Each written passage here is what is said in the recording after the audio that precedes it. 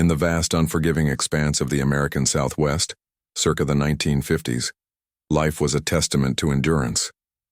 But no challenge ever weighed heavier than the relentless grip of the Great Drought. Day after agonizing day, the sun beat down with a merciless fury, baking the very soul out of the earth.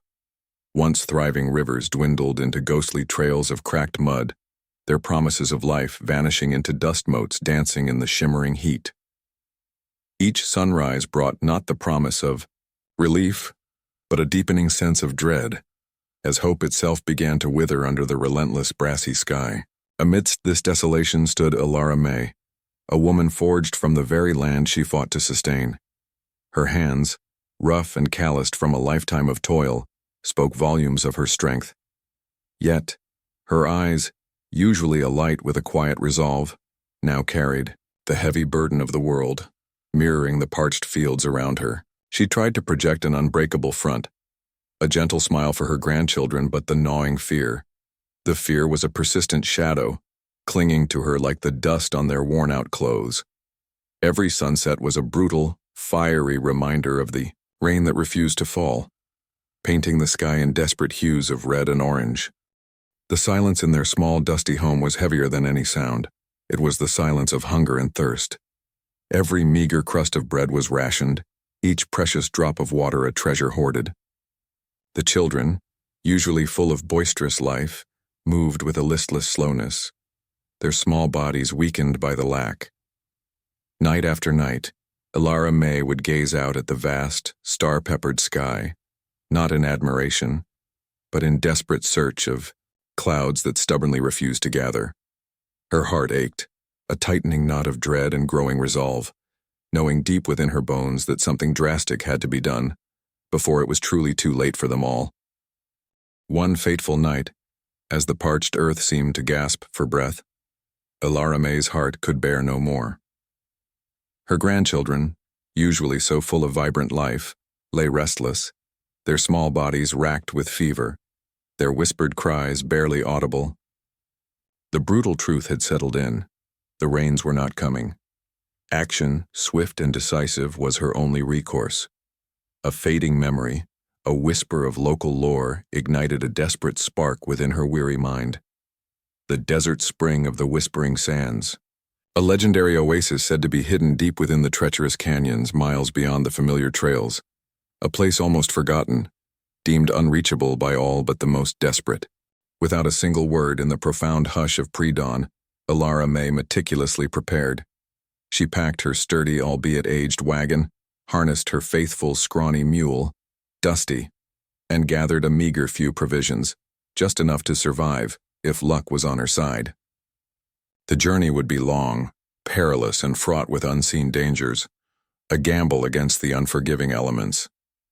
Yet, the vivid images of her ailing grandchildren, their innocent faces etched into her mind, became the unyielding fuel for her extraordinary courage. Under the vast, star-dusted canopy of the desert night, she set forth, a solitary silhouette carrying the last flickering ember of their family's hope. Every inch of that rutted, dusty trail was a brutal test of will. The suffocating heat descended long before the sun fully breached the horizon, quickly baking the air. The vast, empty expanses stretched endlessly, promising only isolation. The very real fear of rattlesnakes, scorpions, and other desert creatures added to the gnawing anxiety. Loneliness, sharp and cutting, enveloped her. Exhaustion pressed down, a heavy cloak threatening to smother her spirit. Hunger gnawed, and thirst became a burning torment.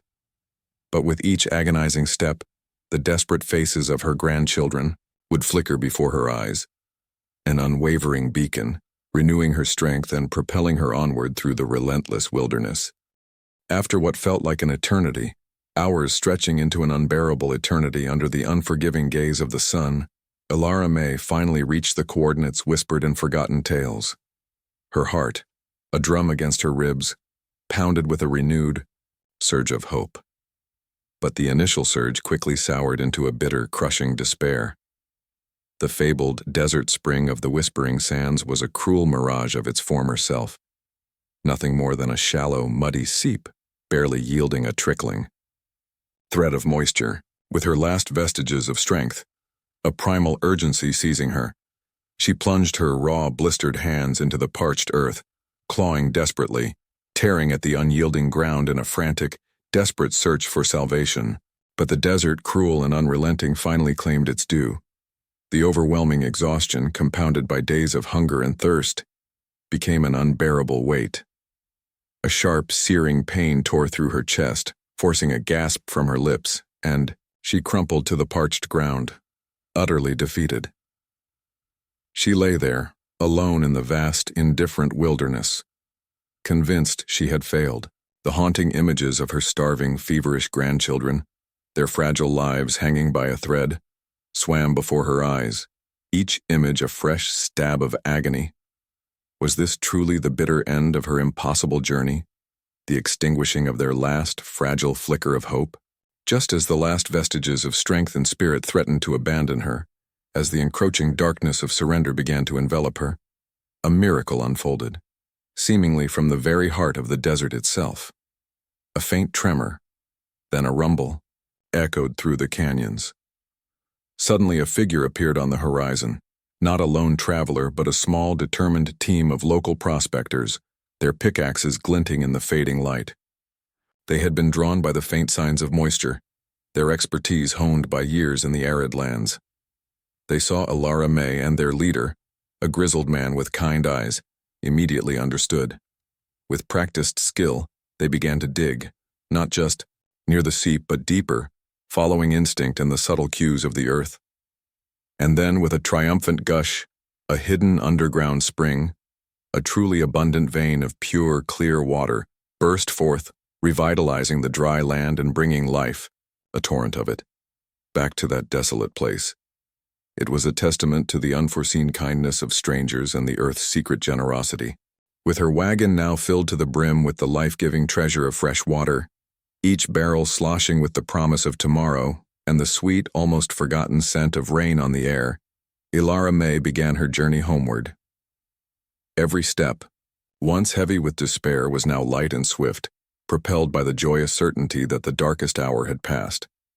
The dust of the long trail, which had once felt like a burden, now seemed to dance in harmony with the gentle breeze, carrying whispers of renewed hope back to her beloved homestead.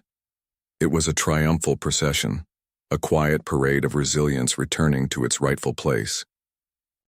The homecoming was a tapestry woven with raw emotion, a torrent of relief, celebration, and boundless love. Her grandchildren, their eyes once dulled by hunger and fear, now shone with vibrant light, rushing headlong into the embrace of their grandmother. She was more than a hero. She was the living embodiment of resilience, a testament to the unyielding human spirit. Tears of joy, warm and abundant, mingled with the soft, cleansing raindrops, washing away the bitter scars of the prolonged drought. On that momentous day, Elara Mae didn't merely bring water. She brought back belief, vitality, and an unbreakable bond of family love, reawakening life itself within their humble home. Years turned into decades. The devastating drought eventually receded, giving way to periods of renewed abundance, though its lessons were never forgotten. But the saga of Elara Mae, the grandmother who faced the vast, indifferent desert and miraculously brought hope back from the brink of despair, would forever be etched into the fabric of their family history. Her story, a beacon of unwavering courage and indomitable faith, has been passed down through generations, whispered by crackling fireplaces on winter nights, and shared under the wide, star-filled summer skies. It serves as a living reminder that even in the face of the most daunting adversities, the sheer will, the steadfast faith, and the unbreakable spirit of a united family can indeed move mountains. Her legacy wasn't just the water she delivered. It was the seed of an enduring belief that hope, above all else, is the most precious treasure. And you, dear viewer, who in your own family has faced immense hardship and emerged as a true inspiration, share their powerful story in the comments below, and let's come together to celebrate these remarkable individuals who truly embody the meaning of courage, resilience, and unwavering love.